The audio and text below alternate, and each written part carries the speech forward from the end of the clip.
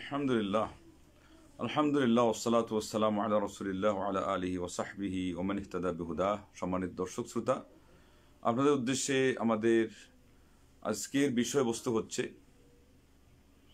যদিও বা এটা পুনরাবৃত্তি হচ্ছে, যেহেতু আগের প্রোগ্রামটা আমাদের যান্ত্রিক কোনো কারণে সঠিক হয় নাই, সুন্দর হয় নাই। তো বিষয় ওইটাই, যেটা হচ্ছে যে একজন মহিলার কারণে 4 জন পুরুষকে জাহান্নামে যেতে হবে, এই মর্মে যেই কথাটা প্রচার হয়ে আছে, অথবা যে হাদিসটা আমাদের সমাজে আমরা খুবই শুনতে পাই, এটা কি আদৌ বিশুদ্ধ কিনা বা আল্লাহ নবী সাল্লাল্লাহু আলাইহি ওয়াসাল্লাম থেকে এটা সাব্যস্ত কিনা। আসুন সর্বপ্রথম আমরা জানি যে ইসলামে কি জাহান্নামে যাওয়ার মতো এটা চূড়ান্ত পরিণতি, এটা কি একজনের আমলের কারণে কি আরেকজনের এটা বর্তাবে আদৌ, নাকি না এটা যার যার আমল হিসাবে প্রত্যেককেই সেই পরিণতি পোহাতে হবে। তো আল্লাহ রাব্বুল আলামিন সূরা আনআমের 164 নম্বর আয়াতে বলেছেন যে ওয়ালা তাকসিবু কুল্লু নাফসিন ইল্লা আলাইহা, যে প্রতিটি মানুষ সে যে পাপটা করবে এটা মূলত সে তার বিপক্ষেই করবে, তার বিরুদ্ধেই সেটা করবে, এটা ক্ষতি করলে তাকেই করবে, এটাই উদ্দেশ্য। ওয়ালা তাজিরু ওয়াজিরাতুন উইজরা উখরা, এবং এরপরেই বলছেন যে কোনো একজন বোঝা বহনকারী আরেকজনের বোঝা সে বহন করবে না। এমনিভাবে আল্লাহ রাব্বুল আলামিন সূরা ফাতিরের 58 নম্বর আয়াতে বলেছেন যে ওয়ালা তাজিরু ওয়াজিরাতুন উইজরা উখরা ওয়া ইন তাদউ মুসকালাতুন ইলা হিমলিহা লা ইউহমাল মিনহু শাইউন ওয়ালাউ কানা যা কুরবা, একজন আরেকজনের বোঝা বহন তো করবেই না, বরং কোনো বোঝা বহনকারী যদি সে অন্যকে আহ্বান করে যে আমারটাতে একটু সহযোগিতা করো, তখন আল্লাহ পাক বললেন লা ইউহমাল মিনহু শাই, তার এই বোঝা এটা অন্য কেউ একটুও বহন করবে না, তারটা তাকেই বহন করতে হবে, অন্য কেউ সেখানে এসে অংশ নিবে না বা তারটা বহন করে দিবে না। তারপরে বলছে ওয়ালাউ কানা যা কুরবা, আল্লাহ বলছেন যদি এটা একেবারে আপনজন হয়, খুবই নিকটাত্মীয় হয়, একেবারে কাছের কেউ হয়, তাও ঘটনা তার এটাই। এইভাবে আমরা দেখতে পাই সূরা জুমারের 7 নম্বর আয়াতেও এই কথাটাই আসছে যে আল্লাহ রাব্বুল আলামিন বলেছেন ওয়ালা তাজিরু ওয়াজিরাতুন উইজরা উখরা, এই কথাটা অনেক জায়গাতেই এসেছে। আল্লাহ পাক সূরা জুমারের 7 নম্বর আয়াতেও বললেন যে কোনো বোঝা বহনকারীর একজনেরটা বাদ দিয়ে অন্য আরেকজনের বোঝা সে আদৌ বহন করতে পারবে না, প্রত্যেকেই বোঝাটা বহন করবে যার যার, আরেকজনেরটা তার পক্ষে বহন করা সম্ভব হবে না। এটাই আল্লাহ রাব্বুল আলামিন এখানেও বললেন, সূরা জুমারের 7 নম্বর আয়াতে আমরা পাই। এবং এর আগে আল্লাহ বলছেন আর একটু ভূমিকা দিয়ে ওয়াইন তাশকুরু ইয়ারদাহু লাকুম, এর আগে বলেছেন ওয়ালা ইয়ারদা লিইবাদিহিল কুফর ওয়াইন তাশকুরু ইয়ারদাহু লাকুম, আল্লাহ পাক তার বান্দাদের জন্য কুফরির উপরে তিনি সন্তুষ্ট নন। আর এরপরে বললেন যে তিনি তার বান্দাদের জন্য যদি তারা ভালো কিছু করে তাহলে আল্লাহ রাব্বুল আলামিন এটার উপর সন্তুষ্ট হন। এই ভূমিকা দিয়ে তারপরে বললেন যে কোনো বোঝা বহনকারীর আরেকজনের বোঝা বহন করতে পারবে না। এরপরে বললেন সুম্মা ইলা রাব্বিকুম মারজিউকুম ফায়ুনাব্বিউকুম বিমা কুনতুম তা'মালুন ইন্নাহু আলিমুম বিযাতিস সুদূর, তোমরা তোমাদের প্রতিপালকের প্রতি অবশ্যই প্রত্যাবর্তিত হবে এবং তিনি তোমাদের কার্যক্রম সম্পর্কে, তোমাদের সেই যে কাজ তোমরা করেছিলে, তোমাদের কৃতকর্ম সম্পর্কে তিনি তোমাদেরকে সংবাদ দিবেন। সংবাদ খালি এমনি শোনানো নয়, যার যেটা পাওনা সেটা দিবেন, তার যার যার আমলের ভিত্তিতে, যেহেতু আল্লাহ এখানে বলেন বিমা কুনতুম তা'মালুন, প্রত্যেকেই যার যার আমলের ভিত্তিতে আল্লাহ রাব্বুল আলামিনের কাছে পাওনা পাবে। এবং এরপরে আল্লাহ বললেন ইন্নাহু আলিমুম বিযাতিস সুদূর, মানুষের বুকে বক্ষ দেশে মনে যা লুক্কায়িত আছে সেটাও আল্লাহ রাব্বুল আলামিন জানেন। তাইলে আমরা একাধিক আয়াত পেলাম যে আসলে জাহান্নামে যাওয়ার মতো অন্তত চূড়ান্ত যে আপনার শাস্তি পোহানো, শাস্তি ভোগ করা, এটা কিন্তু একজনের আমলের কারণে আরেকজনকে পোহালে এটা হয় না। এটা আল্লাহ রাব্বুল আলামিনের এই যে নিয়ম তিনি যে রেখেছেন এটার সাথে এটা মিলে না।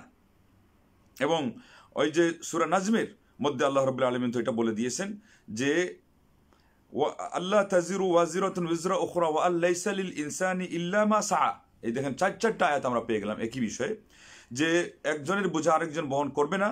আবার এখানে বললেন যে মানুষ যেটা চেষ্টা করে এর বাইরে সে কিছু পাবে না।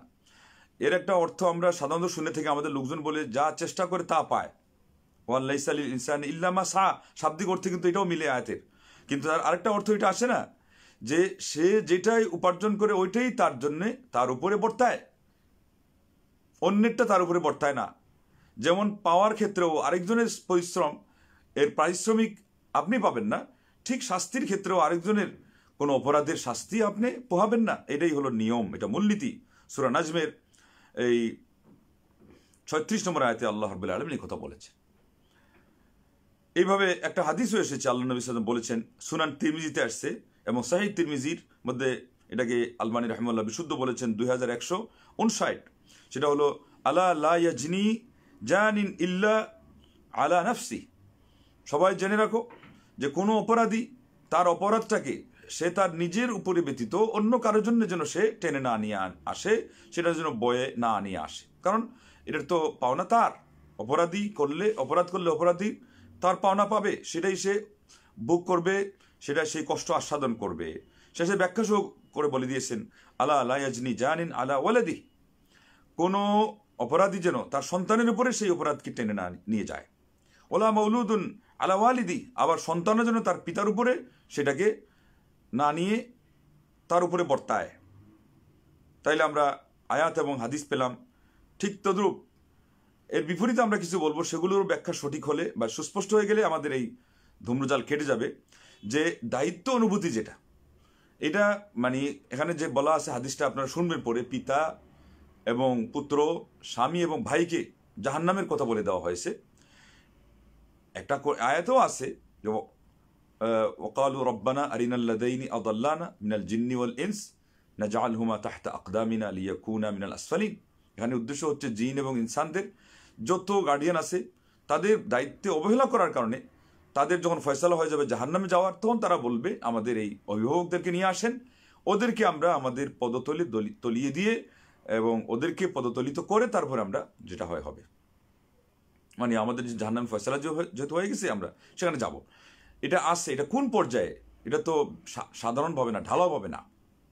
যারা তাদের দায়িত্ব পালনে ত্রুটি করেছে, মারাত্মক পর্যায়ে অবহেলা করেছে, তাদের সেই শাস্তি। ঠিক তদ্রূপ ব্যাপকভাবে দায়িত্ব যে আসছে, এটা শুধু এই 4 যে ব্যক্তির সীমাবদ্ধ এখানে না। একটা দায়িত্বশীল সরকারিভাবে একটা মহল্লার ওনার উপরেও অনেকটা দায়িত্ব বর্তায়, এবং সমাজপতির দায়িত্ব, তারপরে যে কোনো একটা মানে শিক্ষা প্রতিষ্ঠানের দায়িত্বশীলেরও কিছু দায়িত্ব আছে। আবার যেই মহিলার এই 4 জন ব্যক্তির সম্বন্ধিত কেউ নাই, তার হয়তো এখানে চাচার কথা উল্লেখ হয় নাই, চাচার উপর দায়িত্ব বর্তাতে হবে, দাদার উপরে দায়িত্ব বর্তাতেই পারে। কারণ একজন মহিলার গার্ডিয়ান হিসেবে পিতা না থাকলে সর্বপ্রথম গার্ডিয়ান তার ওকিল, যেটা বিয়ের ক্ষেত্রে কার কথা এসেছে, তার দাদার কথা এসেছে, তাহলে পরে সে হলো তার দায়িত্বশীল। এই সব জিনিস জানার পরে আমরা আপনাদেরকে বলছি যে দায়িত্ব বোঝার জন্য আল্লাহ রাব্বুল আলামিন যে কোরআন কারীমে বলে দিয়েছেন ব্যাপকভাবে, সূরা তাওবার 71 নম্বর আয়াত, যে ওয়াল মুমিনুনা ওয়াল মুমিনাতু বা'দুহুম আউলিয়াউ বা'দ ইয়া'মুরুনা বিল মা'রুফ ওয়া ইয়ানহাউনা আনিল মুনকার। মুমিন মাত্রই তারা একজন আরেকজনের বন্ধু, একজন আরেকজনের অভিভাবক, একজন আরেকজনের তারা দায়িত্বশীল, এবং তাদের দায়িত্বটা কি দিয়ে পালন করবে? সৎ কাজের আদেশ দিবে, অসৎ কাজে বাধা প্রদান করবে।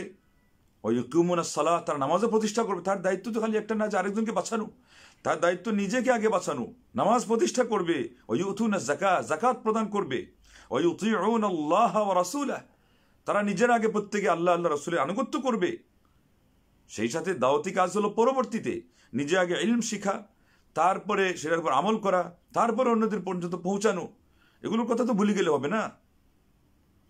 তারপরে আল্লাহ পাক বলেন উলাইকা সায়ারহামুহুমুল্লাহ, এদেরকে আল্লাহ রাব্বুল আলামিন দয়া করবেন। ইন্নাল্লাহ আজিজুন হাকিম, অবশ্যই আল্লাহ হলেন পরাক্রমশালী, প্রজ্ঞাময়। তাহলে আমরা আয়াতেই দায়িত্ব পেয়ে গেলাম। যেভাবে আল্লাহ যেই অর্থে দায়িত্বের কথা আমাদের বুঝিয়ে দিবেন এবং যেই পর্যন্ত কোরআন সুন্নাহ আমরা পাবো সেই পর্যন্ত আমাদেরকে সেটা বুঝে নিতে হবে। বেশিও নেওয়া যাবে না, ত্রুটিও করা যাবে না, এটা কিন্তু পরিষ্কার কথা। ঠিক তদ্রুপ বুখারীতে, মুসলিমেও হাদিস আসছে, বুখারীতে 893, মুসলিমে 1829 এই সিরিয়ালে আসছে, কুল্লুকুম রাইন ওয়া কুল্লুকুম মাসউলুন আন রাইয়াতিহি, তোমাদের প্রত্যেকেই দায়িত্বশীল, প্রত্যেককেই যার যার, বরং রাখাল বলা হয়েছে, রাখালি সম্পর্কে জিজ্ঞাসিত হতে হবে। তারপরে ব্যাখ্যা দিয়ে আল্লাহ নবী সাল্লাল্লাহু আলাইহি ওয়াসাল্লাম বলেছেন একজন রাষ্ট্রনায়কও দায়িত্বশীল, একটা ফ্যামিলিতে একজন স্ত্রীও দায়িত্বশীল, এমনকি একটা কাজের যে মানুষ কাজে নিয়োজিত খাদিম হিসাবে সেও দায়িত্বশীল। এবং যিনি রাজুল রাইন ফি মালি আবিহ, আল্লাহু আকবার, একজন সন্তান হিসাবে তার বাবার সম্পদের মধ্যেও সে দায়িত্বশীল। আল্লাহু আকবার, তাই দায়িত্ব কাউকেই ছাড়ে যায়নি। কিন্তু ইমাম মানাবী রাহিমাহুল্লাহ তার ব্যাখ্যা কি বলছেন? قال العلماء উলামাগণ বলেছেন, الراعي هو الحافظ المؤتمن الملتزم صلاح ما قام عليه। রাই, রাখাল, সে হলো সেই সংরক্ষক, সে হলো একজন, আমরা যাকে বলি প্রহরী, এবং সে হলো একজন সিকিউরিটি। কিসের উপরে? যার উপরে বা যাদের উপরে তার দায়িত্ব বর্তানো হয়েছে, মানে যারা তার অধীনে আছেন, সে তাদের দায়িত্বশীল, আমানতদার, এবং তাদের জন্য যেই জিনিস কল্যাণকর সেটা সে কামনাও করবে, তার সাধ্য অনুযায়ী চেষ্টাও করবে। فهو مطالب بالعدل فيه والقيام بمصالحه في دينه والدنيا ومتعلقاته। সে তার অধীনস্থদের ক্ষেত্রে ইনসাফ করা এবং তাদের সুবিধা, যেই জিনিসের মধ্যে তাদের উপকারিতা যেখানে রয়েছে সেটাও সুপ্রতিষ্ঠা করা, সেটাকেও প্রতিষ্ঠিত করা, এবং দিন, দুনিয়া এবং এর সাথে সম্পৃক্ত আনুষঙ্গিক, মানে সর্বক্ষেত্রে সে শুভাকাঙ্ক্ষী হবে এবং তার দায়িত্ব অবশ্যই আঞ্জাম দিবে। তো আলিমরা বলছেন এই হাদিসের মধ্যে আমাদের জন্য রয়েছে যথেষ্টতা যে আমরা যেটা সাব্যস্তই না সেদিকে আর যাব না। এখানে দায়িত্ব হিসাবে আমাদের যথেষ্ট কিছু বুঝিয়ে দেওয়া হয় নাই, কোরআনের আয়াত এবং আরও আয়াত আছে, আমরা তো এখানে সংক্ষেপে বলছি, এখানে আর বেশি বলা যাচ্ছে না। হাদিসও প্রচুর আছে। নিজের ফ্যামিলির দায়িত্ব তো অনেক। সূরা তাহরিমের আয়াত চিন্তা করলেই তো হয়, ইয়া আইয়ুহাল্লাযীনা আমানু কু আনফুসাকুম ওয়া আহলিকুম নারা, হে মুমিন সম্প্রদায়, তোমরা নিজেদেরকে এবং পরিবার পরিজনকে জাহান্নামের আগুন থেকে বাঁচাও। দায়িত্ব পালন করতে হবে, আমাদের বুবা হয়ে বসে থাকলে চলবে না, সেটার জন্য জবাবদিহিতা লাগবেই। এখানে যেটা বলা হচ্ছে যে এক বাক্যে এখানে বলা হচ্ছে দায়িত্ব পালন করা না করার বিষয়টা উল্লেখ করা ছাড়াই এবং জাহান্নামে যাওয়া এবং আল্লাহ নবী সাল্লাল্লাহু আলাইহি ওয়াসাল্লামের নামে। তো সেই জন্য এটা সাব্যস্ত কিনা আমরা এটার আজকে তার চুলচেরা পর্যালোচনা আপনাদের সামনে পেশ করতে গিয়ে এই ভূমিকা পেশ করলাম। ভূমিকাই লম্বা হয়ে গেল, কেননা এখানেই গুরুত্বপূর্ণ কথা বেশি, কেননা হাদিসের যে রেজাল্ট সেটা অত্যন্ত সংক্ষেপে আলিমগণ বলে দিয়েছেন, এখানে লম্বা কিছু বলাই লাগবে না, আপনারা শুনলেই বুঝতে পারবেন। তো বিশেষজ্ঞ আলিমগণ বলেছেন যেটা হলো সর্বসাধারণের জন্য উন্মুক্ত যে আপনার লাইব্রেরি রয়েছে, সেই লাইব্রেরির সাথে সম্পৃক্ত একটা বিশ্বকোষ, সেখানে আলিমগণ মন্তব্য করেছেন যে এটা কোনো বিশুদ্ধ হাদিসেও পাওয়া যায় নাই, লা সাহিহিন ওয়ালা দাইফ, আর না অশুদ্ধ কোনো হাদিসে পাওয়া গিয়েছে। ওয়ালা ইয়াদখুলু আহাদুন নারা বিযুনুবি গায়রিহি, এবং তারা বলছেন যে অন্যের পাপের কারণে আরেকজন যে জাহান্নামে যাবে এটা কশ্চিনকালেও হতে পারে না। ফাইন্নাহু লা ইয়াতাহাম্মাল আহাদুন যুনুবা আহাদ, কেননা কশ্চিনকালেও কেউ কারো পাপ বহন করবে না। ওই যে আমাদের সমাজে বলে আমি পাপী তুমি জামিনদার, এগুলো ওই বয়াতি বেসারা মারিফত দাবিদার যারা বলে হাকিকতে পৌঁছে গেছে, আসলে মানে কি ডুবে ডুবে পানি খাচ্ছে, গুমরাহের অথৈ সাগরে যারা ডুবে যায়, এগুলো তাদের কথা। ইসলাম দায়িত্বের জায়গায় দায়িত্ব দিয়েছে, পরিমাণ মতো দায়িত্ব দিয়েছে, কিন্তু সবচেয়ে বড় দায়িত্ব তো আমার নিজের। আর তারা বলতে চাচ্ছে যে আরেকজনের ঘাড়ে আমি কি করব, আমার লাগামটা ছেড়ে দিয়ে, আমার রশিটা ছেড়ে দিয়ে আমি লটকে গেলাম। ওইটাই তো পীর মুরিদের একটা মানে খেসারত, যে তারা মনে করে মুরিদ হয়ে গেলাম, এখন কালিমা বাবা পড়ায় দিবে। তারা নিজেরা বলছে পর্যন্ত যে মুমূর্ষ অবস্থায় তিনি কালিমা পড়ায় দিবেন, তিনি তওবা পড়ায় দিবেন, কবরে গিয়ে আরেকদল প্রশ্নের উত্তরও দিচ্ছে, নাউযুবিল্লাহ। এগুলোর মধ্যে খালি ভুল একটা দুইটা নয়, একটা সীমা পর্যন্ত থামে না, গিয়ে দেখেন ভুলে আরো ভুলের দরজা খুলে দেয়, বরং এক ভুল একাধিক ভুলের দরজা খুলে দেয়। তো এই হাদিস সম্পর্কে শেষ পর্যন্ত সরাসরি আমরা মন্তব্য এসে যাই, ইদা দাখালাত ইমরাআতুন ইলান নার আদখালাত মাআহা আরবাআহ। হাদিসের শব্দটা তারা এইভাবে বলে থাকেন যে কোনো মহিলা যদি জাহান্নামে চলে যায় তবে সে তার সাথে আরো চারজনকে জাহান্নামে নিয়ে যাবে। সেটা হলো চারজন পুরুষ, আবাহা ওয়া ইবনাহা ওয়া আখাহা ওয়া যাওজাহা, বলছে তার পিতাকে এবং তার পুত্রকে এবং তার স্বামীকে এবং তার ভাইকে। আসুন এই হাদিসটা সম্পর্কে একটু পর্যালোচনা করি। আলিমগণ বলেছেন ওই বিশ্বকোষের মধ্যে যারা লিখেছেন সেখানে একটা ফতোয়ার সিরিজ আছে ৫১,২৩৩ সিরিয়ালে, তারা বলেছেন যে আহাদিস দাঈফা ও মাউদুআ, একেবারে দুর্বল এবং বানোয়াট মিথ্যা হাদিসের একটা সমষ্টিতে ৪৫২ সিরিয়ালে তারা এটা একদল বলেছেন যে আনা হয়েছে। তার মানে আগে যারা বললেন যে এটা সহিতেও নাই দঈফও নাই, তাদের কথা হলো যে এটা আসলেই কোনো গ্রহণযোগ্য কোনো কিতাবেই পাওয়া যায় নাই। আর এই যে কিতাবটা, এটা যেটা লেখা হয়েছে, এটা লেখাই হয়েছে যেটা অগ্রহণযোগ্য কিতাব, আমাদের কিন্তু এটাও অনেকের জানা নাই। এক বক্তা ওয়াজ করেছে, তারপরে একটা হাদিস বলেছে বানোয়াট, লোকজন তাকে গিয়ে ধরতে গেছে যে এটা আপনি কোত্থেকে বললেন। তো বক্তা অহংকার করে বলছে, মানে খুব গর্ব করে বলছে, কেন এটা হলো মওদুআতে কাবীর থেকে, মোল্লা আলী কারি রাহিমাহুল্লাহর মওদুআতে কাবীর থেকে আমি এটা বলছি। সে মনে করছে যে এটা তো মওদুআত শেষে কাবীর লাগানো আছে বড়, তো বড় কিতাব থেকে আমি বলছি। অথচ মওদুআত কাবীর অর্থ হলো বানোয়াট হাদিসের বড় ভান্ডার, ওটা খবরই নাই। তাইলে ভিত্তি নাই যে ওটাই বাস্তব কথা, সেই জন্য সেটাকে আনা হলেও আনা হয়েছে কোথায়, যেই হাদিসগুলো অসাব্যস্ত, কিন্তু মানুষ কি করেছে, নামে মাত্র এটাকে প্রসিদ্ধ করে বেড়েছে বা মানুষের সমাজে তারা সেটাকে চালু করে দিয়েছে, সেই জন্য তারা এই সিরিয়ালটা বললেন। তো তারা শেষ পর্যন্ত রেজাল্ট যেটা দিলেন সেটা হলো যে এটা কোনো বিশুদ্ধভাবে আসেই না আল্লাহ নবী সাল্লাল্লাহু আলাইহি ওয়াসাল্লাম থেকে। এবং শেষ পর্যন্ত তারা বললেন যে এই আয়াত এবং হাদিস যে প্রচুর পরিমাণে, যেটা অনেকটা এখানে আমরা উল্লেখ করলাম, সেগুলোর বিপরীত হওয়ার কারণেও এটা ধূপে টিকে না। এবং ইমাম ইবনুল জৌজি রাহিমাহুল্লাহর একটা উল্লেখযোগ্য কথা, অত্যন্ত গুরুত্বপূর্ণ, সেজন্য আমরা সেটা আপনাদের সামনে উপস্থাপন করি, শেষ করে দিচ্ছি। উনি বলছেন, ইদা রাআইতাল হাদিথা ইউবাইনুল মাকুল আও ইউখালিফুল মানকুল আও ইউনাকিদুল উসুল ফা'লাম আন্নাহু মাওদু'। যখন তুমি দেখবে যে কোনো একটা হাদিস, এটা একটা সুস্পষ্ট বিবেক সম্মত কোনো একটা কথা, বাস্তবসম্মত কোনো কথার সম্পূর্ণ বিপরীত সেই হাদিসটা এসে গেছে। বাস্তব হলো এটা যে মানুষ তার কাজের ভিত্তিতে তাকে যেমন ভালো করলে পুরস্কৃত হবে, খারাপ করলে তাকেই শাস্তি পোহাতে হবে, এটাই বাস্তব কথা। আও ইউখালিফুল মানকুল, এবং দলিলের হাদিস আয়াত হিসাবে যে কথাগুলো এসেছে সেগুলোরও কি করবে, বিরুদ্ধাচরণ করবে। আপনারা কয়েকটা আয়াত শুনলেন, হাদিস শুনলেন, আল্লাহু আকবার, সেগুলোর বিপরীতে এসেছে। আও ইউনাকিদুল উসুল, এবং মূলনীতিরও যেগুলো বিপরীত করবে। মূলনীতি এটাই তো মূলনীতি। মূলনীতি হাদিস এবং আয়াত এবং বাস্তবতার আলোকে এটাই তো নির্ধারিত হলো না, যে প্রত্যেককেই যার যার কাজ কর্ম সম্পর্কে জিজ্ঞাসিত হতে হবে। প্রত্যেকেই যার যার কৃতকর্ম সম্পর্কে আল্লাহ পাক কত আয়াতের প্রতি বলেছেন, এগুলো শত শত আয়াত হবে, যে প্রত্যেককেই সুম্মা ইউনাব্বিউকুম বিমা কুনতুম তা'মালুন, অতঃপর তোমাদেরকে আমি আল্লাহ সংবাদ দেব যা তোমরা করতে, হ্যাঁ, বিমা কানু ইয়া'মালুন, তারা যা করতো সেগুলো সম্পর্কে তাদেরকে প্রতিদান দেওয়া হবে। কাদ খালাত, আল্লাহ পাক আরেক আয়াতে বলেছেন, লাহা মা কাসাবাত ওয়া লাকুম মা কাসাবতুম ওয়া লা তুসআলুনা আম্মা কানু ইয়া'মালুন। এই জাতিগুলো আগে অতিক্রান্ত হয়ে গেছে, তাদের কামাই তাদের জন্যে, আর তোমাদের কামাই বা তোমাদের উপার্জন তোমাদের জন্যে, আর তারা যা করতো এই ব্যাপারে তোমাদেরকে জিজ্ঞাসাই করা হবে না। আল্লাহু আকবার, আল্লাহ রাব্বুল আলামিনের আয়াত। তাইলে আজকে আমরা পাঁচটি আয়াত, বরং এর চেয়ে বেশি আয়াত, ডজন আয়াত তিলাওয়াত করলাম, এবং সেগুলোতে কি বলা হয়েছে, যে মূলনীতি হলো এটা, যে আসলে হিসাব নিকাশ হলো যার যার আমলের ভিত্তিতে। আরেকজনের ব্যাপারে আমার যে দায়িত্ব আছে অভিভাবক হিসাবে, সেটার প্রশ্ন হবে অবশ্যই, আমি যদি গাফলতি করি। কিন্তু এখানে ব্যাপক যে বলে দেওয়া হলো জাহান্নামে চলে যাবে, এই কথা তাইলে বোঝা গেল এটা কি নয়, এটা সঠিক নয়। আর এর বিপরীতে আবার এটাও সঠিক নয় যে এই কথা শুনে হোক আর যে কোনো কারণে হোক আমরা লাগাম ছেড়ে দিয়ে গড্ডালিকা প্রবাহে গা ভাসিয়ে দিয়ে আমি আমার জায়গায় রিমোট কন্ট্রোল নিয়ে বসে থাকলাম, মোবাইল নিয়ে, আপনার স্মার্টফোন নিয়ে বসে থাকলাম, সন্তানদেরকে ওগুলো দিয়ে ওই দিকে বসিয়ে রাখলাম। ভালো হলো যে তারাও ব্যস্ত আছে, আমিও ব্যস্ত, সময় এদিকে কোন দিকে যাচ্ছে খবর নাই, গড়িয়ে গেল রাত, অর্ধরাত পার হয়ে গেল, এরপরে আমি এত দেরিতে ঘুমালে ফজর নামাজ জামাতে পড়তে পারবো কিনা খবর নাই, আর এরপরেও আমরা মনে করবো যে না, এই আমাদের কোনো দায়িত্ব নেই একজনের আরেকজনের। ওই কথা বললে কিন্তু সমস্যা। এই কথা বলতে গিয়ে একদল ওই আয়াতের ব্যাখ্যাতে ভুল ব্যাখ্যা খুঁজেছিল, যে আলাইকুম আনফুসাকুম লা ইয়াদুররুকুম মান দাল্লা ইযা ইহতাদাইতুম, যে তোমরা তোমাদের, ওই যে আমরা যাকে বলি চাচা আপনজান বাছা, এটা শাব্দিক করতে বলা যেতে পারে।